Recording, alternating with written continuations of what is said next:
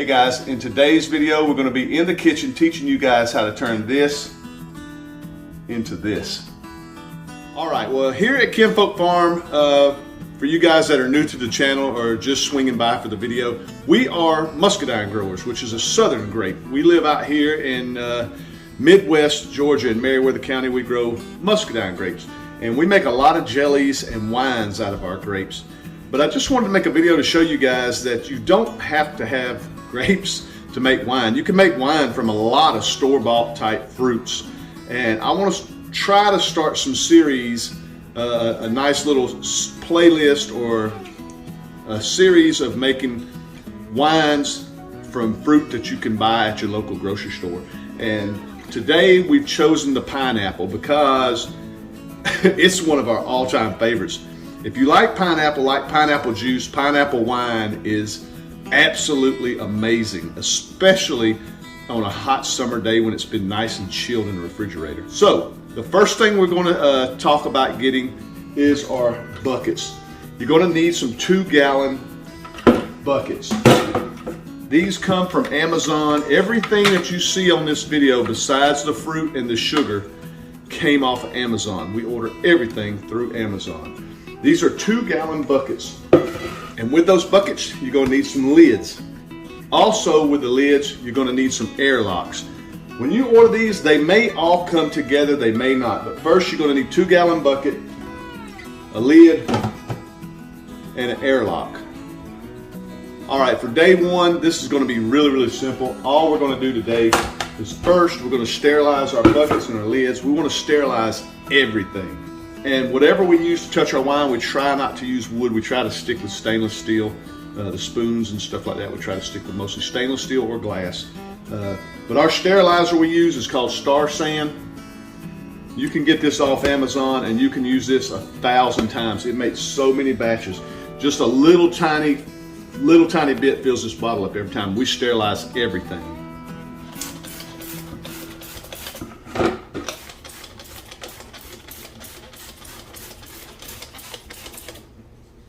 All right, after we sterilize everything, we just give it a good quick rinse. Just give it all a good quick rinse.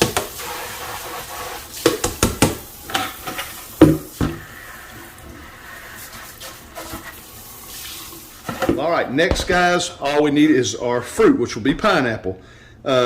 This is 2 pineapples per bucket that my lovely wife cut it for me. I'm so grateful for that because I hate cutting this pineapple. But it's basically 2 pineapples per bucket makes 1 gallon. And that's what we want. We don't want to fill our buckets all the way up. We only want a gallon of fruit in our buckets.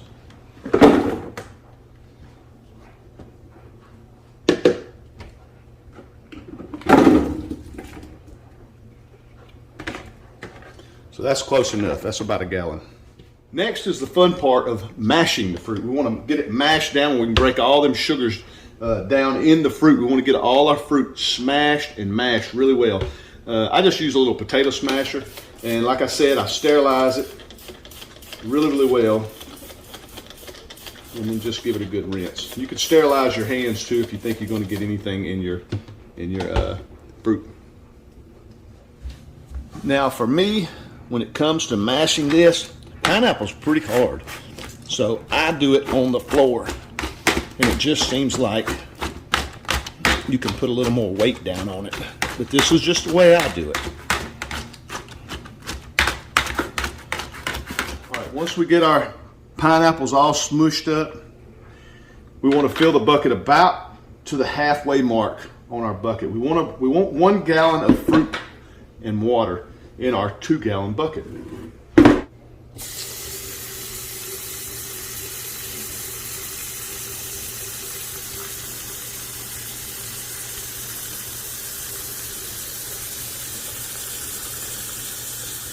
Now that we got both our buckets full to about the 1 gallon mark, give or take, what we're going to do next is we're going to add a Camden tablet. But I'd like to talk a little bit about our water first. We're on a well, so well water would be fine, or some distilled water. I don't think I would use like city water that they put all the chemicals in, chlorine, all that stuff. I'm not sure about that, but I don't think it'll make for a good wine, or it may not even take. I'm not sure, but I've heard not to use city water. I would buy some distilled water, or if you're on a well, use your well water. But next we're going to add a Camden tablet to each one of these. And what that'll do, it'll kill any wild yeast or anything in here that may be growing bad that we don't want in our wine. These Camden tablets will kill all that. What I do, I just put one in a spoon, give it a good smash, and just drop it in there like so. Now, I'm just going to stir that around a little bit.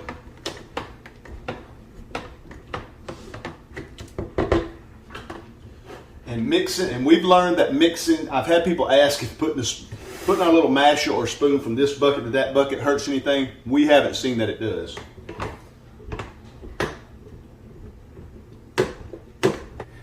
Next, we snap our lids on and try to make sure they snap all the way around. You want them to be airtight. Now we have two different air locks. I like this one the best. I really like it. For one thing, it bubbles. It's a kick to watch. It's my preference. I like this one way better than this one. I don't care for this one. It's okay. It's fun to watch too. But this one right here, I really like. All right. Well, later on, as the yeast starts working, it'll be pushing carbon dioxide out. There's little holes in the top of this one. This one, you just loosen up the cap a little bit, but the water helps to keep air from going in and lets the carbon dioxide out. All right. Well, we're on our way to making pineapple wine. This is going to be so good. We're going to let it sit for 24 hours, let them Camden tablets do their job, and then tomorrow it should be wore off. The yeast will be added, the sugar and the other chemicals we need in order to help make our wine, feed our yeast, and separate the sugars from the fruit. I'll show you all that on the next step, so stick around. We're going to put this up for 24 hours, and then we'll start on step 2. All right, guys, well, it's been 24 hours that our pineapple's been sitting up with the Camden tablet inside, mixed in, killing off all the bad things we want killed off in our wine.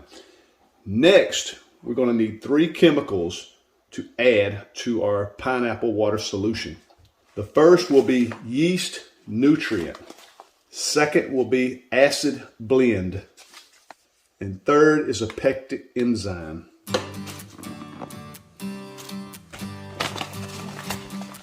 With our yeast nutrient, I wrote on here just so I remember how many I need, 2 tablespoons. And this will be per batch. Each one of these is per batch. Set them like that. So we'll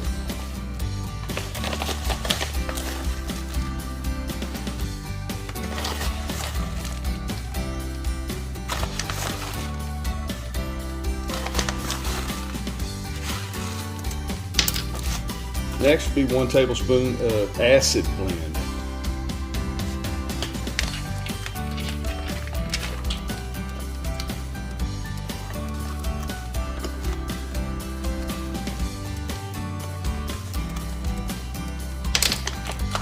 Next will be a half a tablespoon of pectic enzyme.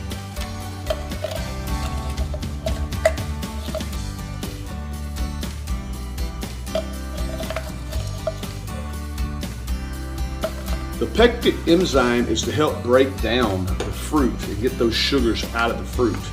The acid blend is to help blend those acids together and balance them out really well in your fruit. It'll help balance out the acidity in your wine.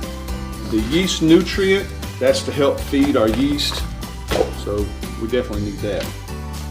Now what we'll do is we'll just add chemicals to our pineapple.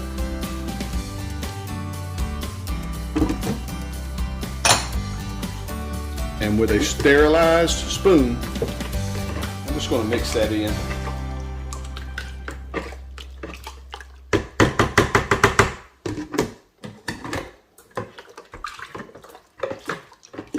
For our yeast, we use this Lalvin EC 1118. This yeast is amazing. It really fires this fruit up and make some great wine. There's a lot of different yeast you can use when you go to look up yeast on Amazon, but this is the one we prefer. We had one of my subscribers tell me about it, and we haven't stopped using it. It just works great. Now to start our yeast, I just put a teaspoon of sugar in each glass, because each one of these is going to be per batch. Next, we just add some hot water.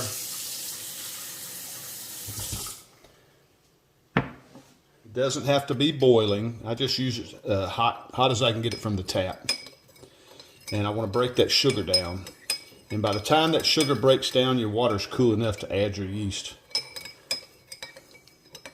You don't want to use cold water, and you don't want to use scalding hot water. Just nice warm water. Like I say, I use hot straight from the tap. By the time I get it, the sugar broke down, everything is cooled off just enough to use your yeast. Now what I do is these packets of yeast, I just put it in half. I think they'll make about five or 6 gallons of yeast, of wine. So I just split them in half. I put half in each. The best I can, no measurement needed. I just sort of eyeball it.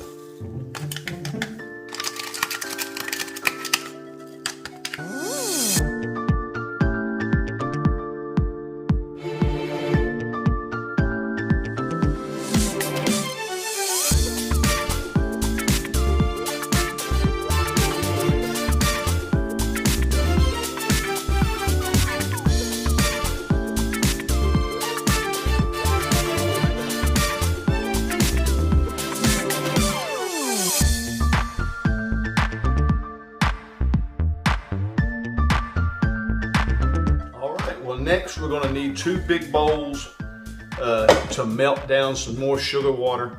We're going to use 4 pounds of sugar per bucket. 4 pounds. You can buy the 4-pound bags, or you can basically use a 2-quart jars of sugar. That equals up to 4 pounds. That's pretty simple.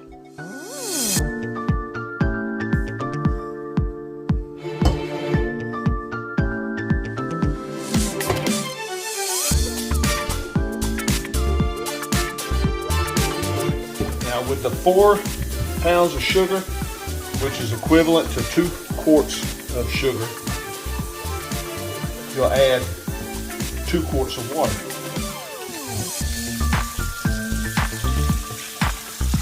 Of hot water.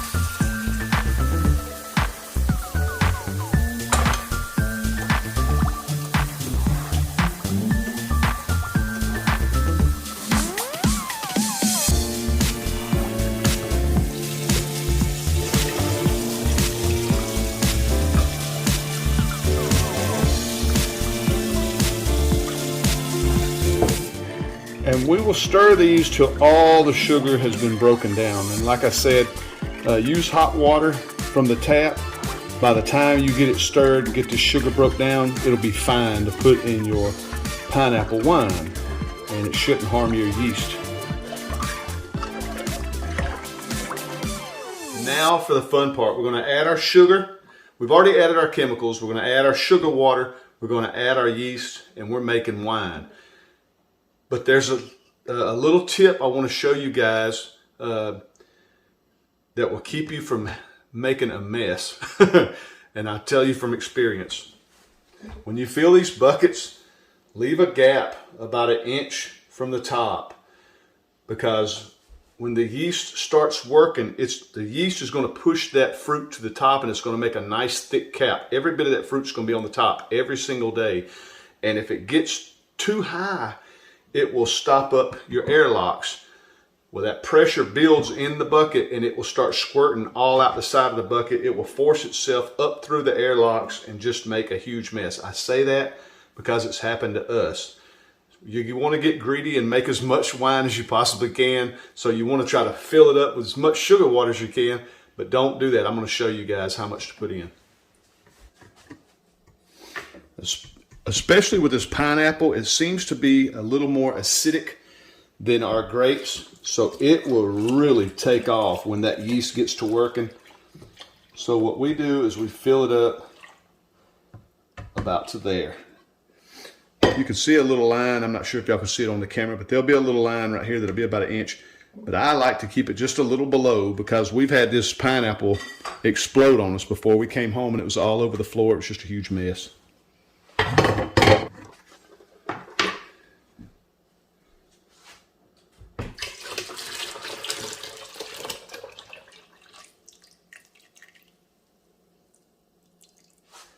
All right, check out our yeast.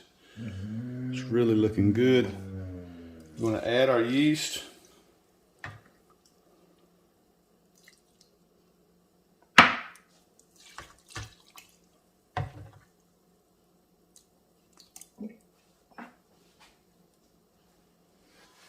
Give it all a good stir. Get that yeast all inside there.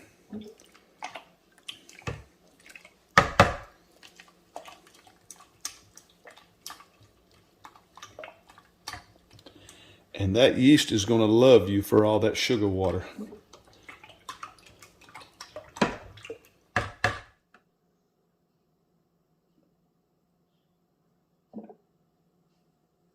All right, guys. Well, these two are a muscadine that I have going, that I made a day prior to this. Our pineapples here, muscadine here, but we're doing a pineapple video. I just want to show you guys what your airlocks are going to look like in about a day and a half to 2 days when that yeast gets to working. We'll be stirring these, opening them up, and stirring them every single day. I'll show you that here in just a second. We'll have to break that cap that builds at the top and mix that yeast around, and we're just going to give them all four a good stir every day. But we're going to focus on the pineapple beans. This is a pineapple video. But I'll show you every day that we're going to stir this until that yeast ends up dying off. And it could be a couple to a few weeks, but for you guys, it's only going to be a couple of seconds. So stick around. We'll start stirring this pineapple. Well, guys, it's been a few days. We're going to open up the lids and just show you guys what's going on inside our buckets. Now that we got everything in there, we've been stirring this every single day. I want to emphasize that to you guys. Open the lid, stir it every single day. I just wanted to show you guys what it looks like as the fermentation is going on. We'll see how it's got this nice cap on top. It's where all the yeast has been pushing that fruit to the top. What we do is just sort of set that back down in there, and you can see the foam, and that's the yeast working. What I do is I push that cap down, and I just give a little stir, give everything off the bottom a chance to do its thing. As long as you're seeing that foam and these airlocks are working, you're fermenting. Here's the second one. I will also show you guys once the fermentation is complete and the yeast has died off. I'll show you what it looks like so you can have a comparison. But I do this every single day, every single day. All right, well, it's been about 3 weeks. We've been stirring our wine every single night, taking the cap off, taking the lid off and breaking that cap up, giving it a good stir off the bottom.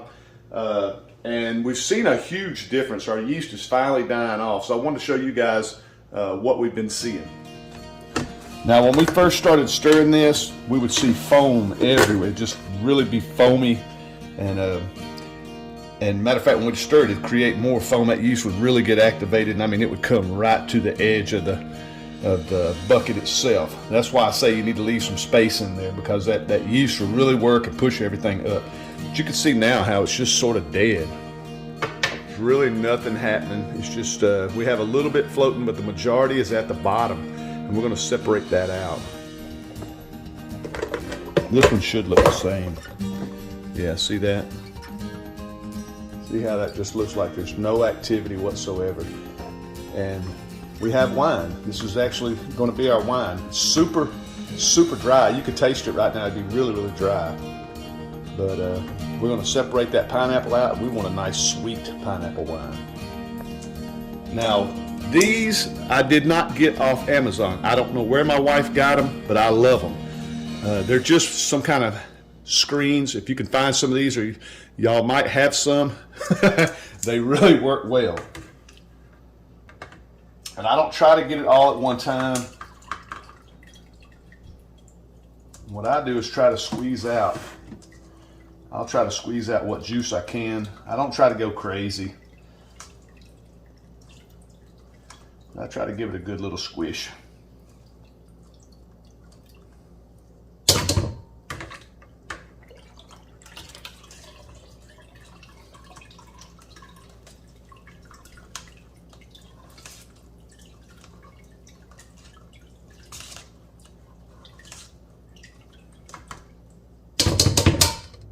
Well, this is the pineapple that's came out of the buckets, and this is the wine that you're left with. Now you can actually drink this now, but it's really, really cloudy. There's a lot of sediment in it, and that's what we're going to do next. We're going to put it in our carboy and let it sit for a couple of weeks and let all that sediment work its way down, and then we'll siphon it out and do it a couple more times to get it really, really clear. But I always like to give it just a little taste. Super strong alcohol and really, really dry. It has no sweetness whatsoever because the yeast has eat up all the sugars that are in this this wine. It's eating it all up, turned it into pretty much alcohol. So we'll back sweeten it later. Stick around, I'll show you how we do that. But right now we're going to put these in our carboy. Now I could do this with a siphon, and I'm going to get some comments, I've got them before, about the way I transfer my wine over to my carboy. We're not making a high-end wine. This is a homestead, country boy, pineapple wine. So I just funnel it over. As I work it later, I will use a siphon. I have a bunch of siphons, but this is the easiest way to get them out of the buckets into the carboy. For me, I get comments all the time, people saying I shouldn't let so much oxygen get to my wine. It's never affected it before. I've never had any problems with it, so don't let that scare you. Some people are perfectionists. I'm not. Now, anything that touches our wine, we do sterilize. I sterilize the funnel, even the spoon. I took the sip, I sterilized it before I took a sip. I didn't show y'all that, but I sterilize anything that touches my wine. I make sure I sterilize with our sterilized solution. Now, like I say, you can use a siphon, which some people say is easier. I don't.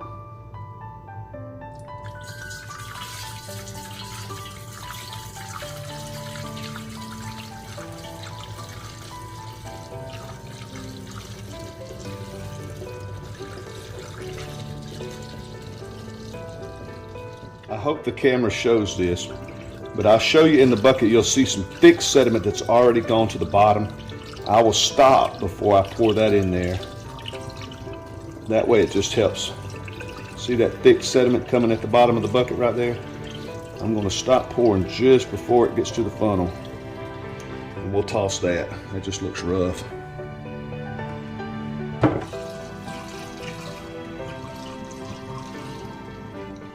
All right, this is what you end up with. This will settle out and get really, really clear as the days go on.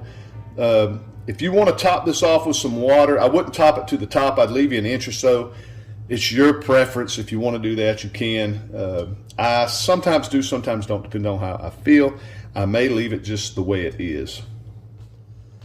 Next, we'll put our little cork in there, add our airlock, and let it sit for a while. We're going to put it in the closet right here where it's nice and dark. Nobody can bother the grandbabies and all that. Nobody will be knocking it over. We're going to put it in the closet and let it sit for a few weeks. Guys, it's been a few weeks, 2 to 3 weeks. I think it's been 3 weeks. But look how clean that's looking. It's really looking clear. You can see the sediment at the bottom. We're going to rack this just into these buckets and then turn around and put it right back in here to get this sediment out. If you want to rack this from one carboy into another, that's the best way to do it. But these are the most expensive things you'll have to buy to make your wine. These are about $45 a piece, and I only have a couple, and one's being used for muscadine wine and one's being for pineapple. So we're just going to rack it from here into here and then pour them right back into the jars.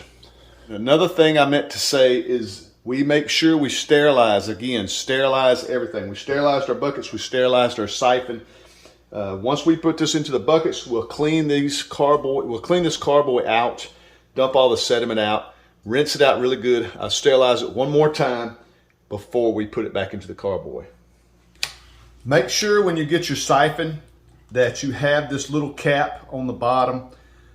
What it's going to do is when it sits down into the sediment, it won't allow the sediment to go in because the sediment's not quite as deep as the cap is. So you'll just be sucking in the wine and hopefully not a lot of sediment. All right, now whatever's left, you'll just want to dump because it's going to just be a cloudy mess.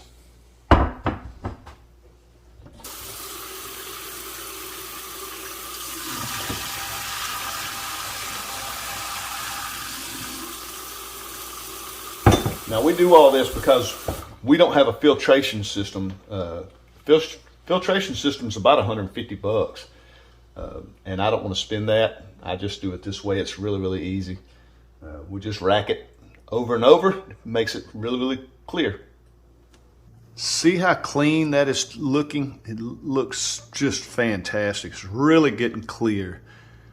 And that's what we're shooting for. Nice, clean, clear looking pineapple wine.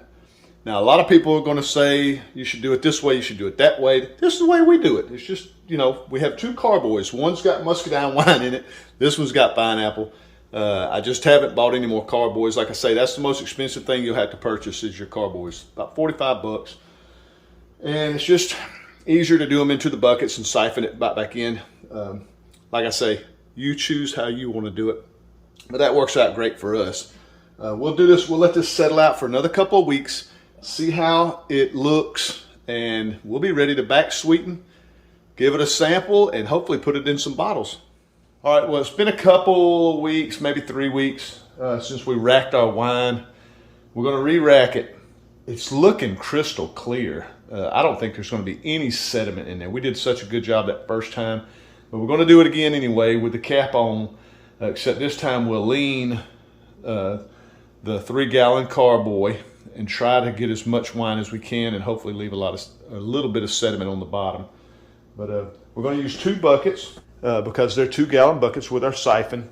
This is 3 gallons of wine, so we'll put 1.5 gallons in each bucket. Normally we do it up here, but we got more wine being made, so we don't have the room. But we're going to rack this real quick. I'm not really going to show that. We're just going to use our siphon just like we did earlier.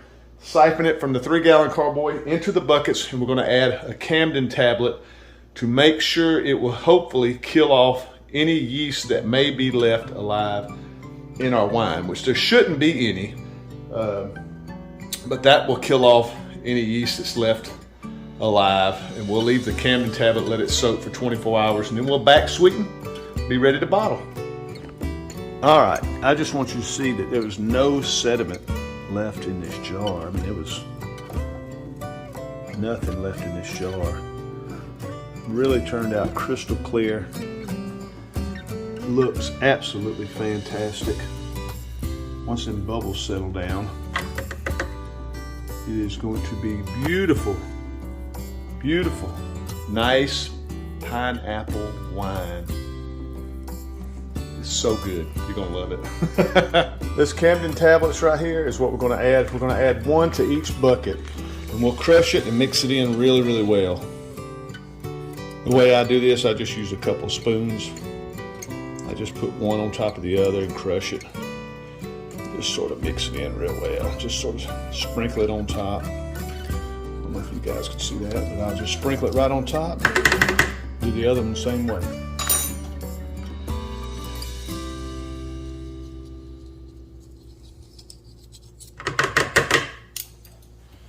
And again, sterilize, sterilize, sterilize. Sterilize anything that touches your wine. And we try to use stainless steel. No wood, no plastic, if possible. All right, well again, the Camden tablet is just to help kill the yeast if there's any left over whatsoever. Just to make sure there's nothing left alive in our wine. We'll leave this for 24 hours. And tomorrow will be the big day where we back sweeten it and put it in a bottle and it's ready to drink. The wine is made right now, but it's really, really dry. If you like a dry wine, it's ready to go. We like ours more on the sweet side, and I'll show you how we back sweeten ours. You can do it however you want to do it. I'll probably say this again in the next clip. We usually do about a cup at a time, and we got to where we were just sampling it till we found the sweetness. Now we just know exactly how much we want to put in every batch, and it's always good for me and my wife. We don't sell it or anything. It's our wine to drink, so we back sweeten it to our taste. So stay tuned for the next clip. We're almost done with our pineapple wine. All right, it's the next day. I want to show you guys how we back sweeten ours. Everybody, like I said earlier, has a different taste preference. We like ours a little on the sweeter side. My wife calls it her dessert wine. And so that we make it the same way every time. We basically use 1 quart of sugar and 1 quart of water, 1 to 1. Mix it, break that sugar down really, really well. Hot water from the tap. Once it breaks down, we'll split it half between each bucket, half and half between each bucket. We try to put equal amounts in each bucket, that way they taste the same. Because there's a gallon and a half, there should be a gallon and a half of wine in each bucket, and we can't combine them together unless it was in a carboy. So however you want to do it, this is how we do it. 1 quart of sugar, 1 quart of water. It makes it really, really tasty.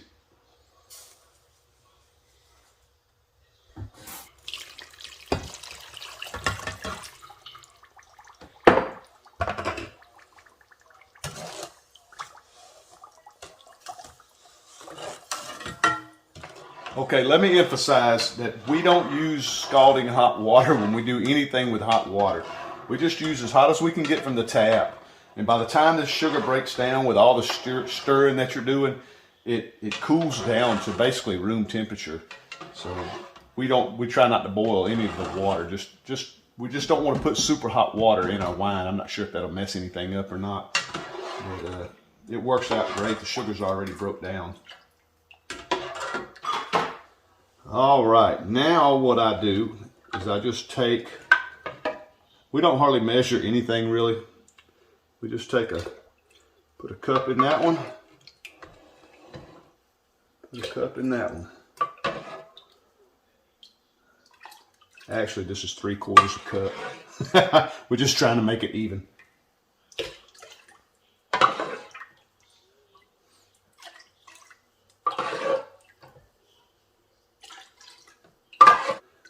Like I say again, y'all may want to taste it as you add a little, stir it real good, taste it, see if it's what you like.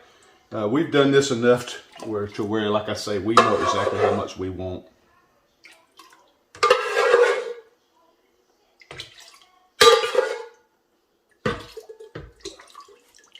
Now we'll just stir that real good, and it's going to be unbelievable.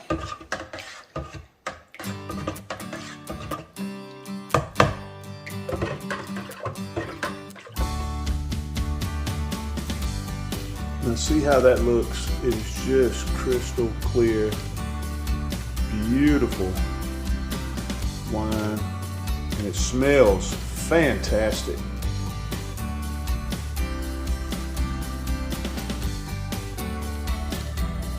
Like sitting on the beach in Hawaii.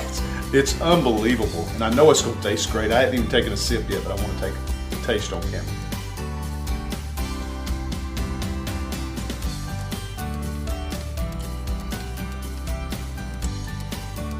We've made this, I don't know, 4, maybe 5 times, and it turns out great every single time.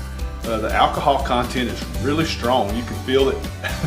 You can feel the heat coming all the way down. It's pretty strong.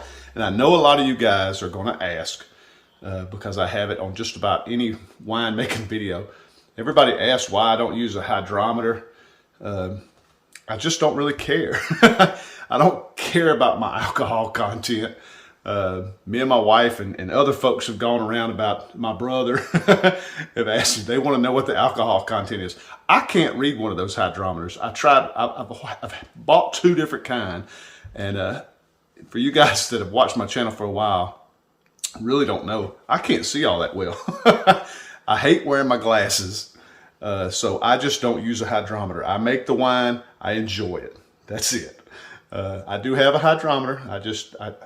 I can't make heads or tails on. I can't see those little lines. It drives me nuts. But the wine turned out great. I love it.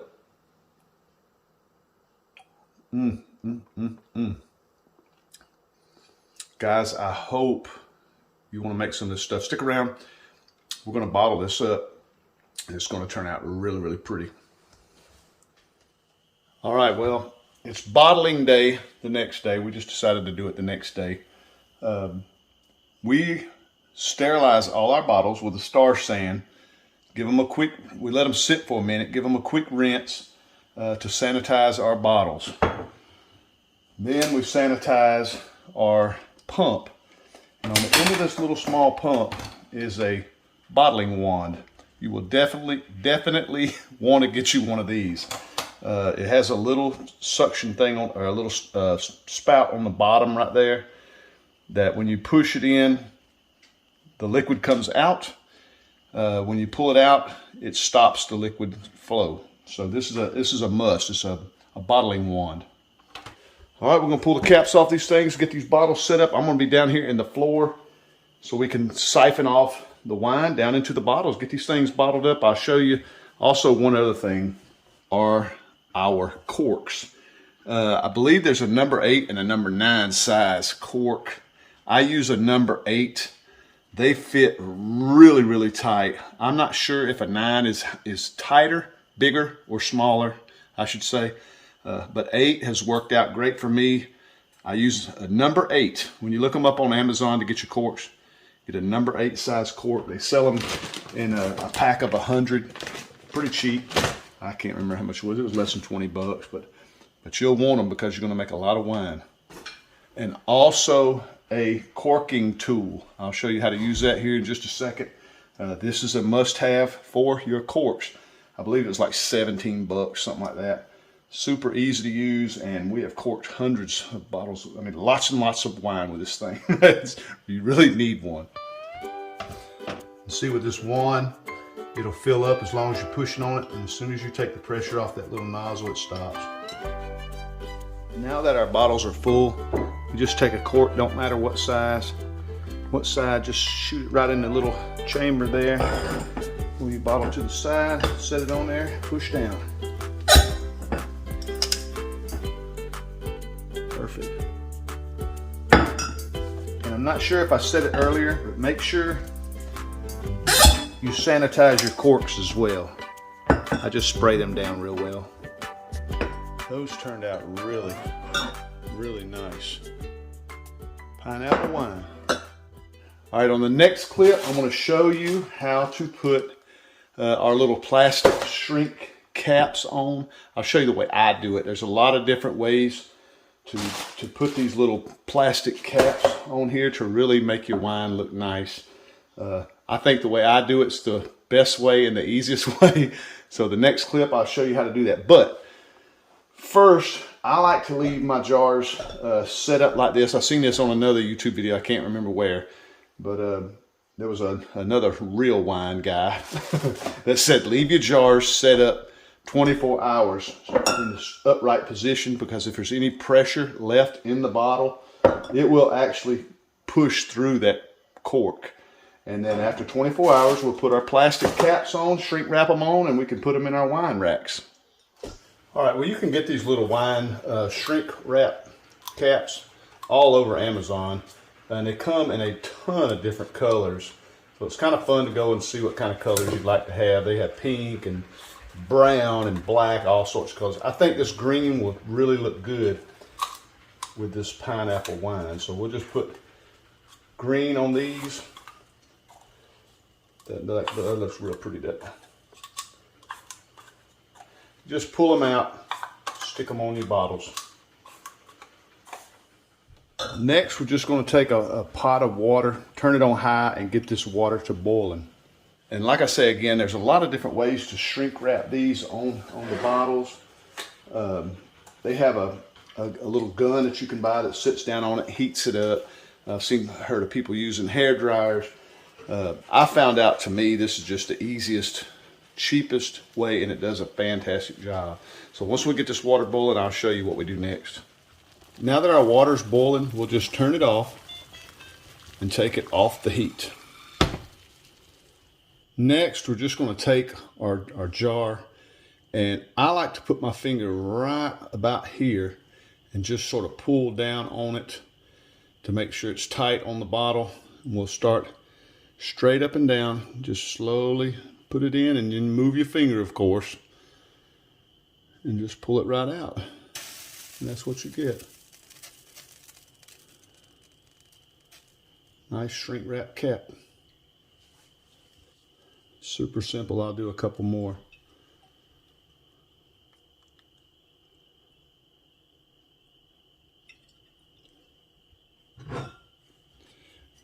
You can go through them really, really quick.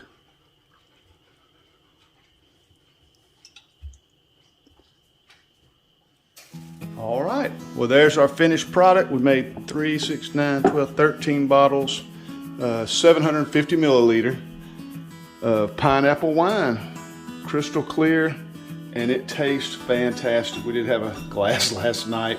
It tastes fantastic. Really, really good stuff. I hope you guys enjoyed this video. You can also really pretty these up if you want to print out some labels and stuff and put some labels on them. I had a friend of mine print me out some. Here's one he did in black and white. It's sort of faded because we do recycle our bottles. Once we finish a bottle, we rinse it out really, really well, and we put it upside down. And next time we need bottles, we just reuse the same bottles. For the fact, if you go to buy them on Amazon, they're $22. The clear ones will be about $22, $23 for a dozen. And that can add up quick. If you get into the colored bottles, they get it a little more expensive. I think the white and the green are about $22 per case. And they go up from there. When you get red, blue, black, I mean, the prices keep going up. So we recycle our bottles. They've been washed, sterilized over and over and over, and it doesn't hurt your wine whatsoever. So hopefully you guys enjoyed this video. It took me almost 2 months to make it. If you'd like to see some more videos like this, let me know in the comments section below. I'd really appreciate it. I hope you guys subscribe to my channel. I do have some plans for some other wine making videos. My wife's got one she's dying for me to make that I made last year, and I haven't made it since. I'll let you guys know as soon as it's made. I might slip up on a live or something to tell you guys. But we have some more store-bought fruit wines that I want to make. So stay tuned for that. Love you guys to death. Really appreciate it if you made it to the end of the video. I know it was a long video. I really, really appreciate it. Love you guys to death, and we'll see you on the next video.